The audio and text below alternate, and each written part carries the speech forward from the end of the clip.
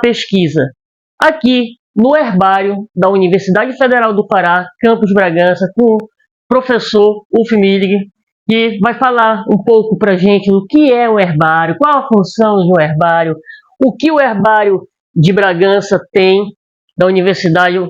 Mostra aqui, hoje quem está fazendo as imagens é a Milena, vocês já conhecem ela aqui do YouTube Lela Horta.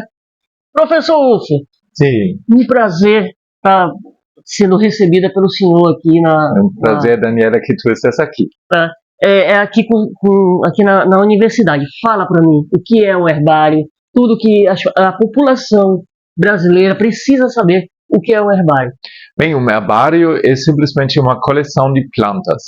A gente tem aqui plantas que vêm de uma parte da Amazônia, principalmente da região costeira, aqui ao redor de Bragança e em outras partes da costa do Pará. E essas plantas são, na maioria, secas. A gente faz uma técnica muito simples que eu posso depois mostrar para vocês. A gente prensa as plantas entre papel de jornal e papelão, e depois de seco, a gente pode guardar essas plantas por um tempo basicamente indefinido se a gente presta um pouquinho atenção que não entra nenhuma praga, algum besourinho ou algo assim que pode comer as plantas. Tomando os devidos cuidados. Né? Tomando os devidos cuidados, exatamente. E assim as plantas são disponíveis para a ciência. Agora, por quê?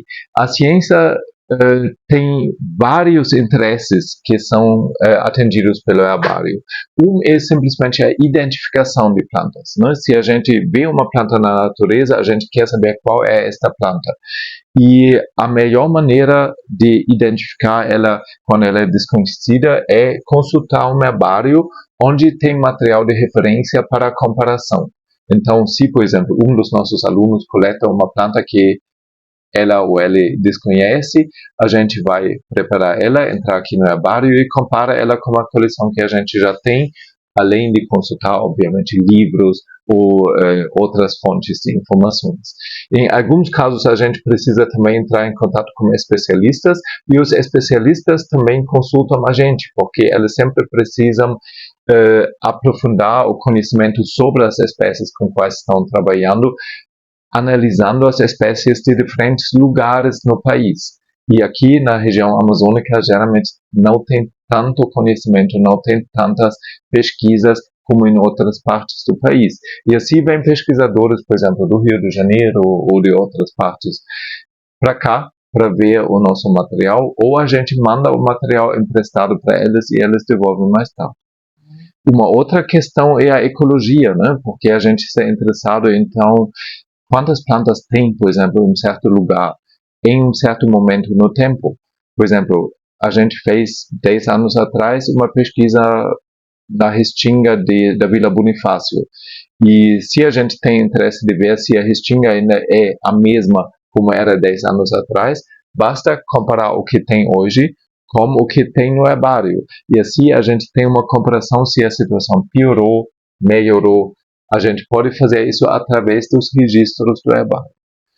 E no final, a gente também atende às demandas da população que quer conhecer a própria vegetação, né? Porque a vegetação é uma coisa muito característica para cada região, e assim a gente tem bastante visitas, por exemplo, de alunos de escola que vêm com seus professores visitar a nossa coleção, também a coleção zoológica que a gente tem aqui no Instituto de Estudos Costeiros na Universidade Federal, e dessa forma a universidade pode, digamos, contribuir um pouquinho ao conhecimento dos jovens que estão se formando nas escolas para ajudar um pouquinho com o conhecimento da natureza. Sim, sim.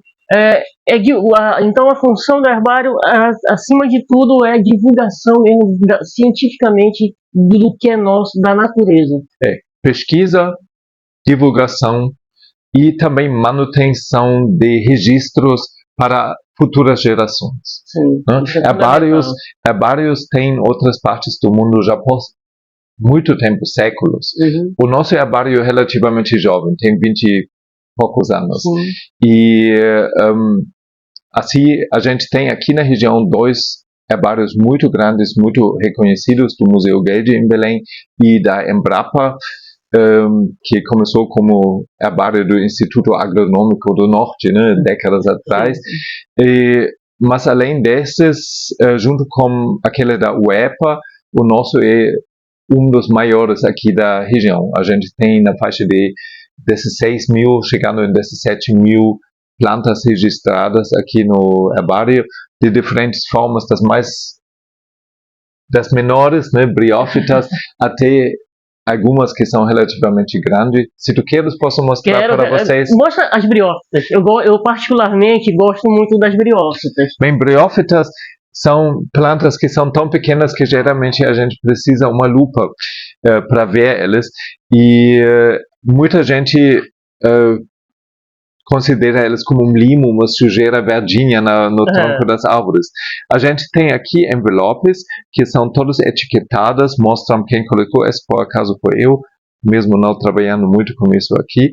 E dentro desse envelope, com os dados do registro, a gente tem uma pequena amostra com estas plantas. Esta, por exemplo, é uma planta das briófitas que a gente chama hepática. Ela cresce no chão, aparece só na estação chuvosa e é engraçado, mesmo ela não sendo incomum na cidade, ela não tinha sido coletada por muito tempo aqui, provavelmente porque ela ocorre justamente onde a gente pisa, em solos arenosos, argilosos, onde o pessoal anda mesmo e tudo compactado. Não é assim que o pesquisador de briófitas vai procurar, porque ele procura uma mata bonitinha. E assim a gente tem diversas amostras desses briófitas, que são 3 grupos. Aqui, por exemplo, tem um outro que é pouco conhecido, as antóceros, que também são difíceis de conhecer porque elas formam realmente uma camada fininha, verdinha. Quando seco, elas praticamente desaparecem. Mas quando a gente pingaria um pouquinho de água nessas amostras, elas se tornam de novo reconhecíveis, digamos. Né? Mas essas amostras a gente também documenta através de fotos para não ter problemas desse tipo, né? Quando a gente mostra isso assim, fica um pouquinho chato para um aluno, por exemplo. Lembrando que ela está nesse estado assim porque ela passou por um processo de desidratação, né? Retirada da água para poder ser guardada. Que interessante para os musgos hepáticas e antóceros, é um processo natural para elas, porque, por exemplo, o musgo que cresce na casca de uma árvore, ela naturalmente seca. No momento que a chuva para, ela já começa a ressecar quando o sol bate no tronco. É uma coisa de talvez algumas horas e ele pode ser completamente seco. Mas essas plantas têm a habilidade, com a próxima chuva, de reabsorver a umidade e voltar ao estado mais vívido, simplesmente acordando dessa dormência que elas entram quando é seco. Então essas são plantas bastante interessantes. Aqui eu estou vendo umas essicatas, né? Essicatas, exatamente. Que são plantas prensadas, não é isso? Exatamente. Aqui a minha aluna Jéssica está atualmente trabalhando em essicatas que ainda estão em processamento. Jéssica, talvez tu mesmo podes explicar melhor o que tu estás fazendo no momento. Vem cá. Explica primeiro por que tu estás de casaco quente aqui. Casaco de frio. Jéssica, já conheço há algum tempo também. Vai lá. Olá, prazer, né, Luiz? Boa tarde. Então, eu tô de casaco porque aqui faz frio, né? Tem que ser uma temperatura bem baixa, justamente para poder ajudar a conservar as amostras. E eu tô basicamente separando, triando as amostras por família. Então, posso. Então, aqui a gente tem uma amostra, né, que ela já passou por aquele processo de secagem, prensagem, foi congelada. Aqui já não é mais briófita, né? Aqui já não é mais briófita, aqui já é angiosperma. Então já são árvores, né? Eu trabalho com árvores, então essas amostras já passaram por esse processo de tratamento, né? Antes de poder entrar aqui no herbário.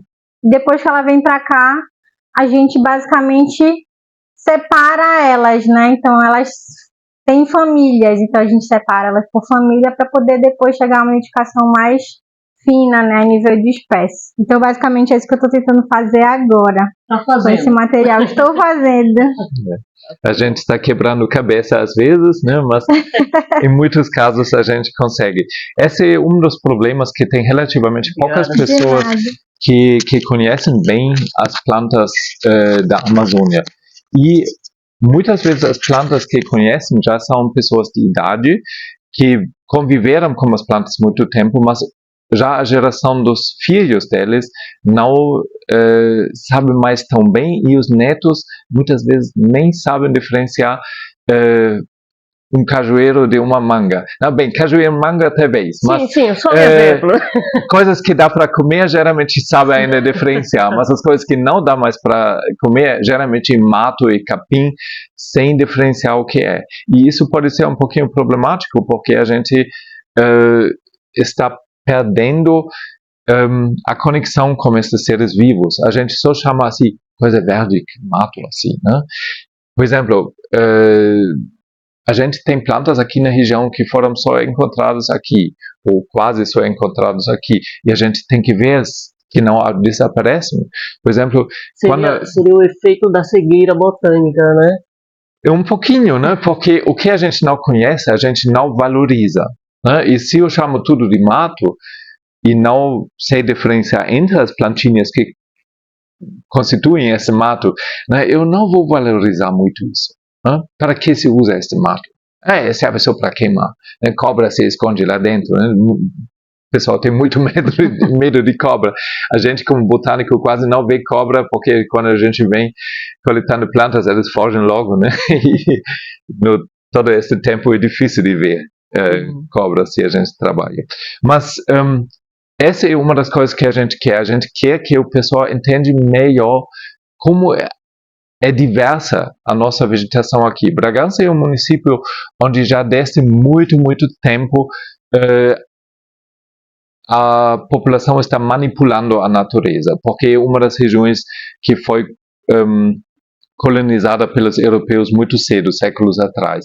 E assim, cedo foi removido uma boa parte da mata e o que resta são poucas áreas de mata, mas mesmo assim tem uma grande diversidade ainda aqui, mesmo em Bragança, com essa longa história de manipulação pela população humana. E a gente descobre às vezes plantas que ninguém tem visto por muito tempo nas nossas capoeiras.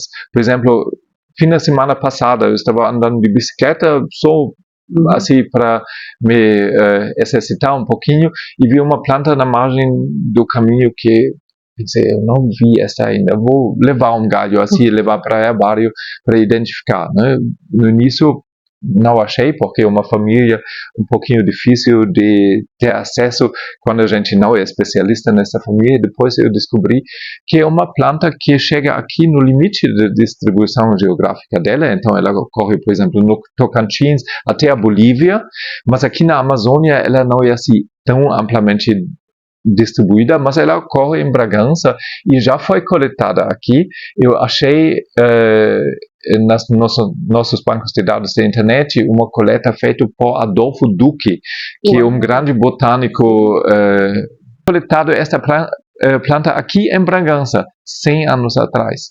E entre essas datas não tem registro dela, pelo menos que eu achei agora. Como eu falei, foi semana passada, então talvez a gente ainda faz uma pesquisa um pouquinho mais intensiva para achar, mas isso mostra que se a gente fica um pouquinho de olho aberto, a gente descobre plantas que talvez são uma coisa especial, e essa planta até é bastante bonita. Outro exemplo é que tem uma árvore aqui em Bragança, que o próprio Duque também descreveu de aqui. Ela aparentemente, no tempo que ela trabalhou em Belém, visitou Bragança frequentemente, e ela fez a primeira descrição desta espécie aqui de Bragança. Então ela encontrou a espécie aqui, não estava conhecida para a ciência, e ela fez a descrição formal da espécie. Esse era no tempo um texto em latim que descreve como a planta é, como reconhecer ela, e ela foi muito pouco coletada em outras áreas da Amazônia, até que um pesquisador inglês que trabalha já décadas aqui na Amazônia, o Michael Hopkins, que hoje está em Manaus, me perguntou, olha, vocês lá em Bragança, vocês não têm encontrado tal planta? Eu falei, não sei, não conheço, tudo bem. Alguns meses depois, eu, por acaso, encontrei flores dessa planta no chão, olhei para cima e pensei, caramba, essa poderia ser aquela planta que o Michael estava falando, e se mostrou que realmente era essa planta. Também, muitas décadas depois, ela foi vista a última vez, aqui próximo da cidade. E ela ocorre no nosso rio Cereja, que está sendo cada vez mais destruída. A mata do rio Cereja está sumindo, tem umas pouquinhas árvores dela lá, felizmente também ao longo do Caeté, ao longo de outros riozinhos aqui da região, mas a gente deveria ser orgulhoso dessa planta bragantina, que foi conhecida pela ciência só aqui em Bragança, pela primeira vez, e a gente tem que proteger essa nossa herança biológica. Tem ela aqui? Eu tenho que procurar ela. Tá bom, dá um pause aí. Uma pasta com esse gênero se chama Parkia, e dentro dela a gente tem agora várias plantas desse gênero. Essa, por exemplo, é uma que ocorre nas beiras do Caeté, o fruto dela que a gente colocou aqui. Mas a planta que eu estava falando é aqui embaixo. Essa aqui. Ela tem um fruto muito marcante, onde a gente vê as sementes bem destacadas. O pessoal chama isso às vezes de faveira, mas tem vários nomes populares. E aqui a gente vê as folhas dela e jovens flores. Essa já é uma planta que a gente criou a partir das sementes da primeira que a gente achou. Aqui de novo os frutos. E aqui a gente vê a inflorescência. Inflorescência significa que é um conjunto de flores. Essa aqui não é uma flor, essas são muitas flores. E aqui neste grupo tem flores diferentes. Essas aqui são flores que só atraem os animais polinizadores. E aqui embaixo tem as flores que vão produzir depois os frutos e as sementes. Às vezes a gente não tem como coletar as plantas diretamente por as árvores serem muito altas. Nesse caso, às vezes a gente pega material coletado no chão, que é o caso dessa aqui. Essa aqui, por exemplo, vem do rio Cereja, e aquela que eu tinha coletado primeiro foi aqui em um terreno eu acho das irmãs, lá na direção de Tracoteua já. Tá. Não? Lá para a estrada, né? Isso, exatamente. Mas ela ocorre em vários igarapés pequenos aqui da nossa região. Mas também no rio Cereja, né? E lá eu acho a situação não é tão boa, não. Né? Essa é uma coisa... atualmente a gente até tem um experimento com ela. Tem uma aluna, essa eu posso mostrar para vocês lá embaixo. Uma aluna semeou ela e ela tem uns bebezinhos dela. Queremos ver, sim. Tá bom. E a gente vai descer agora. E lembrando, o FPA faz ciência. E Lela Orca divulga.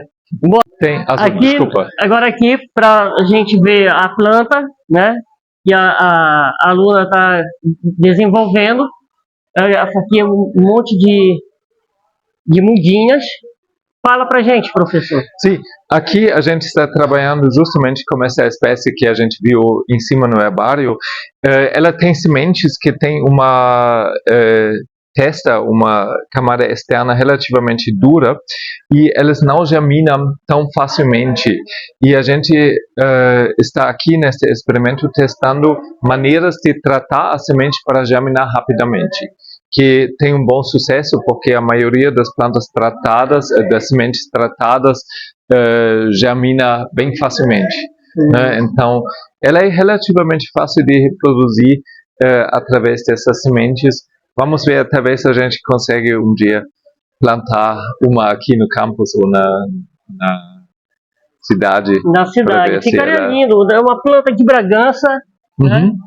E eu acho que se ela A gente deveria experimentar isso. Ela talvez tenha um bom potencial para plantar na cidade, porque as folhas dela não são pesadas, os frutos dela não são muito pesados, né? Porque se a gente planta castanha do Pará na cidade, sempre dá problema. É uma árvore maravilhosa, mas um carro eu não quero estacionar embaixo. Né? Pois é. Com essas aqui seria menos dramático. Mas vamos ver, a gente fica avaliando como se desenvolve. Professor Wolff, muito obrigada por toda essa informação. Vou voltar aqui, sempre que o senhor me chamar e tiver muitas outras plantas para mostrar para a gente. Fico devendo o processo de construção das cicatas, né, das prensas, e o que mais ele me chamar para a gente vir fazer. Então a gente faz a sequela. Isso, tá bom, Daniela, foi um grande prazer te ter aqui. E conta comigo. E para todo mundo que está interessado no herbário, vocês podem visitar a gente. Claro, se vem, por exemplo, com uma turma grande de pessoas, é melhor avisar antes. Contatar o professor Dioniso, do Instituto de Estudos Costeiros, que é o nosso colega que organiza essas visitas. Para qualquer professor de escola, para outras organizações que querem vir, vocês vão ser bem-vindos. Só avisem com um pouquinho de antecedência para a gente estar Os contatos para essa visitação estão aqui embaixo, tá? Na descrição desse vídeo. Ótimo, Beleza? perfeito. Tchau, Daniela. Bom sucesso. Sempre. Tchau.